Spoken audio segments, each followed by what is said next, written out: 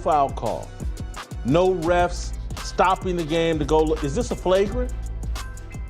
None of that. Just everybody moved on. I mean, at the end of the day, nobody can deny the fact that she has completely transformed fans' interest. Let's talk about the elephant in the room. Why is Caitlin Clark really leaving the WNBA? Bill Mayer just exposed a scandal so big, it's making Watergate look like a kid's game.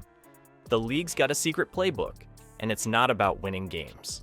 Before we move on, I'd like to ask you a small favor. If you appreciate this content, please take a second to like this video and subscribe to the channel.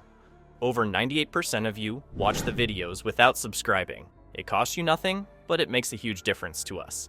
So, did you click the subscribe button? Great. Thank you so much. Now back to the video. You think you know basketball? Think again. We're about to take you inside the WNBA's inner circle, where decisions are made that can make or break careers. And guess what? Caitlin Clark's at the center of it all.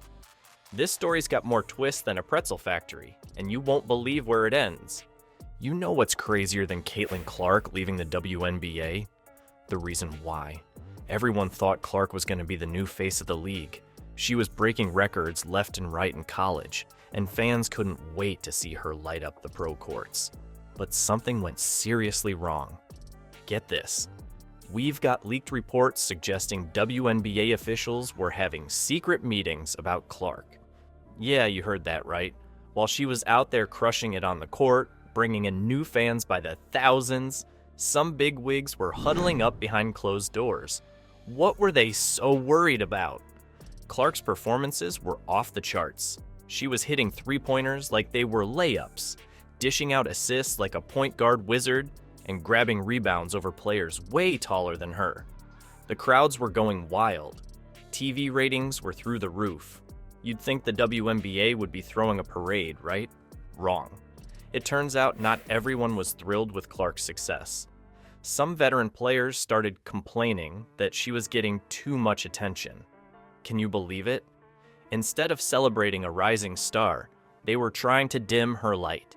It's like they forgot basketball is a team sport, and when one player shines, the whole league benefits.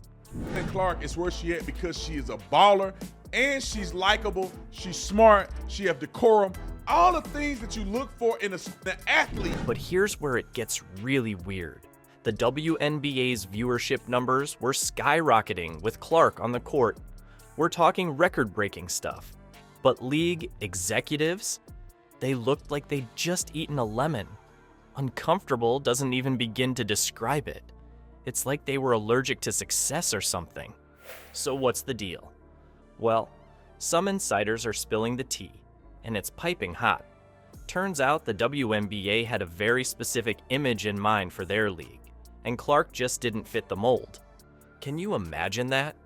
Here's a player bringing in more fans and more money than ever before. But because she doesn't tick all their boxes, they're trying to push her out. It's like they forgot the B in WNBA stands for basketball, not branding. They're so focused on pushing a certain image that they're willing to bench their best talent. That's not just bad business, it's a slap in the face to every fan who tunes in to watch great basketball. While executives played politics off the court, Clark stepped onto the hardwood only to find herself in a whole new game. Imagine being the best player on the floor, but everyone, including the refs, seems to be against you. Foul call. No refs stopping the game to go. Is this a flagrant? None of that. Just everybody moved on. That's exactly what Bill Maher claims happened to Caitlin Clark. From the moment Clark hit the WNBA courts, it was like she had a target on her back. We're not just talking about tough defense here. This was next level stuff. Players were coming at her hard, way harder than your average rookie. It's like they forgot they were playing basketball and thought they were in a wrestling match. You should have seen some of the plays. Clark's getting elbowed left and right, shoved around like a rag doll. And the refs? They're just standing there, whistles apparently glued to their lips. It's insane. 1 minute Clark's driving to the hoop, the next she's picking herself up off the floor. Again. And where are her teammates? Half the time, they're not even helping her up. But here's where it gets really wild. Bill Mayer drops this bombshell. Clark was fouled more than any rookie in WNBA history. You heard that right? She's getting knocked around more than anyone else. But guess what? She's getting fewer calls than the average player. How does that even make sense? Maher didn't stop there. He called out the refs, saying Clark was hit with more phantom fouls than you'd see in a bad ghost movie. The tapers were getting body checked. This is a game the other day, and that was pretty deliberate. And look at the other girl on her team coming over. Swats at the basketball and somehow decides to turn her hand down and her fingernails and jab them right into the eye of Caitlin Clark. It's like they were seeing things that weren't there when it came to Clark, but going blind when she was the one getting hammered. And it wasn't just Mayer noticing this stuff.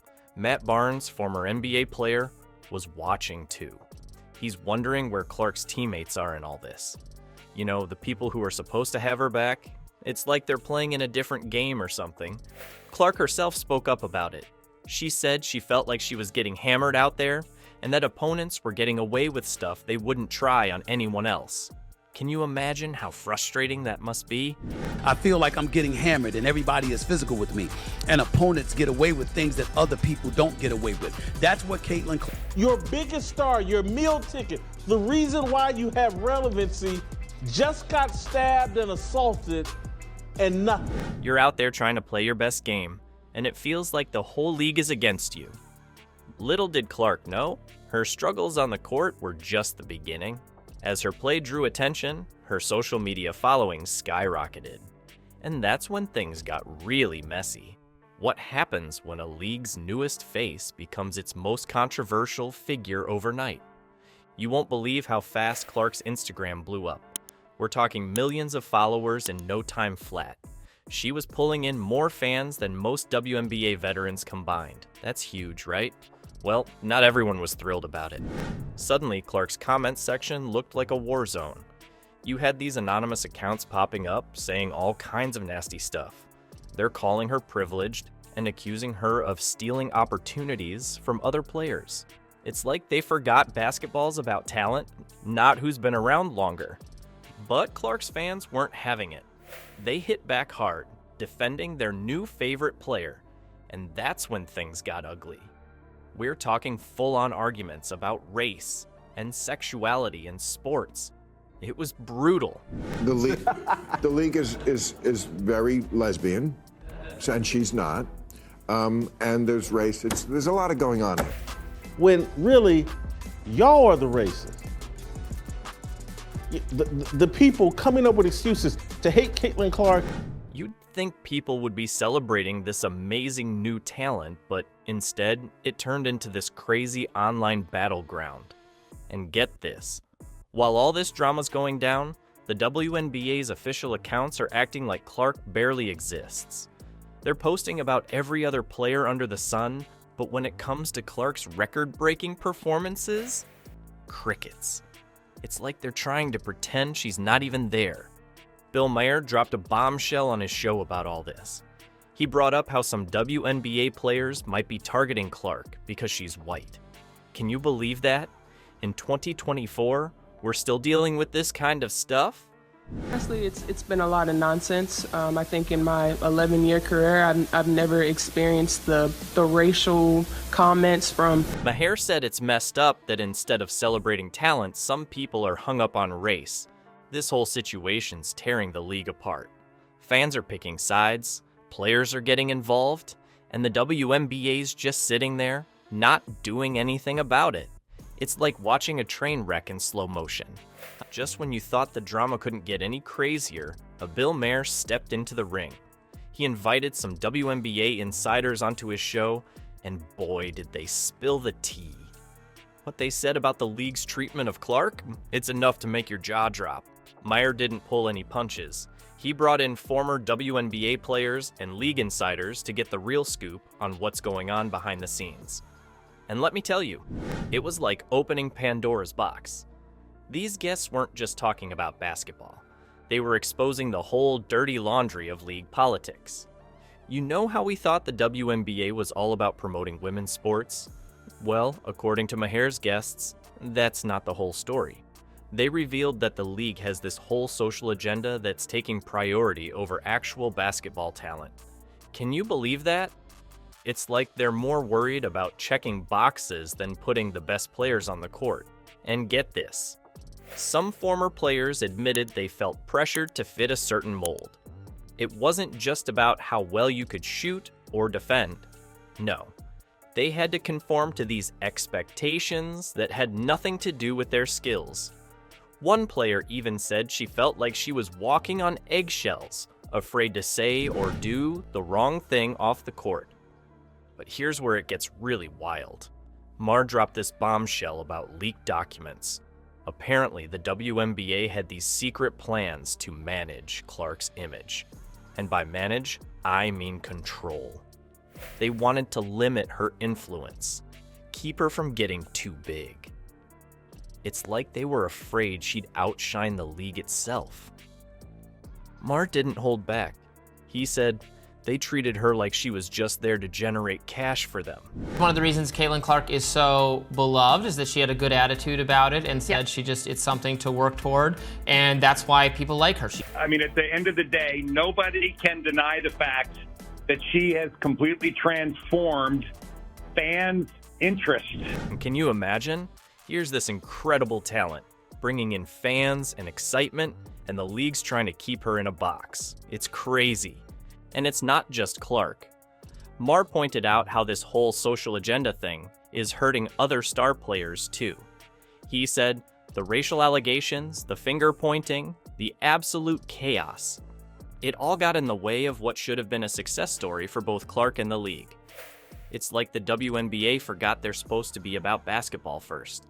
So, Caitlin Clark's heading to Europe, and it's like a bomb just dropped on American sports. This isn't just about basketball anymore. It's a wake-up call for the whole WNBA. They've got to figure out what they want to be. But with all of the drama currently surrounding the WNBA, on top of the low-paying salaries, some of these players are questioning if they'll even return. With the WNBA season ending for many teams, there are already so many players heading overseas to play during the off-season. A real pro league or some kind of social experiment. Think about it. Clark was bringing in fans, breaking records, and making the game exciting. But instead of celebrating her, the league tried to put her in a box. Now she's taking her talents overseas. Is she running away? Heck no. She's making a smart move for her career. What do you think? Should the WNBA focus on great basketball or keep pushing their agenda? One thing's for sure, if they don't change soon, Clark might not be the only star packing her bags.